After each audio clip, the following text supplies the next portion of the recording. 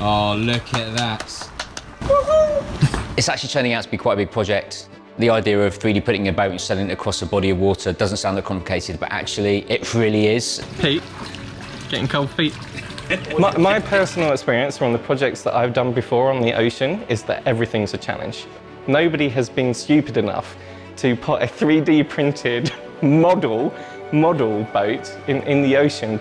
I did some sort of research and was quite surprised there's not a lot of information around about building model boats. I was very keen on creating a boat that looked very similar to a kayak. A sea kayak is designed to carry somebody my weight, and I'm about the same weight as the batteries that we need to carry. I do kayak, and I was pretty aware of how difficult this would have been. Maybe we should have dragged everybody out on a kayak trip before we started. I think that would have been pretty sensible.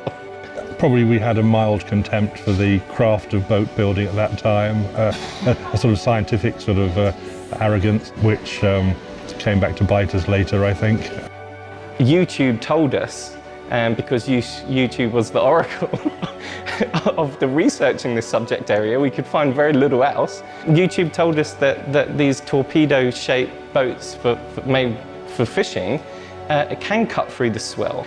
However, it has been said, looks like something else.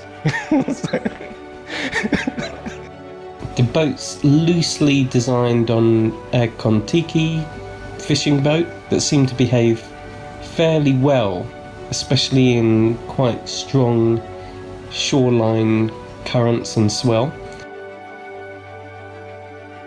So when we first started this project, we contacted the English Coast Guard because the plan was to go from Dover in the UK and make a crossing to Calais, or Cap Greenay as it is, which is what is the Channel swimming route. We also spoke to the Channel swimming guys. But we wrote to the French Coast Guard, we did it in French, we explained what we were doing, but that was a month ago. So I'm getting a bit worried now because nothing's come back and I'm not quite sure who to chase. So yeah, so just sort of hanging in there at the minute. So fingers crossed we'll hear back soon. A big part of this project is 3D printing. So today we're at Reading Buses, as you can see. The Reading bus depot is just around the corner from RLAB, the Reading Hackspace. And there they've got a depot where they've got a big workshop, and Alex, who knows one of the guys there, actually keeps all his 3D printers in the workshop. Very kindly allowed us to come down and have a go at printing our first iteration of our boat. It's got a build volume of 1.2 by 0.6 by 2.4 meters tall. Alex's homebrew 3D printer has a big enough build volume to build something the size of a human.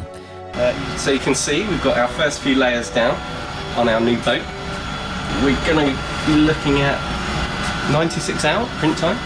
We won't make you watch for that long. This is our makeshift holdy thingy-majiggy bobby.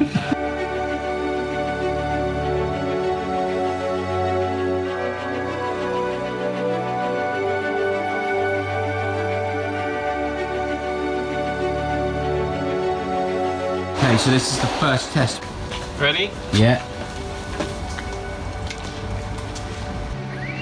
Oh my goodness, that is... Wow! What about steering? Is there any steering on it?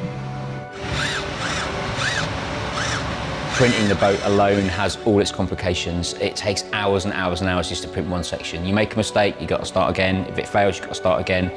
We underestimated many things and many complexities in the craft of boat building. We had to look at CAD design and mechanical engineering and propulsion systems and steering methods and power consumption, motor, thrust, everything. Waves are big, swell is big, currents are strong, wind is pretty strong, steering is difficult in waves. Everything is difficult. Right.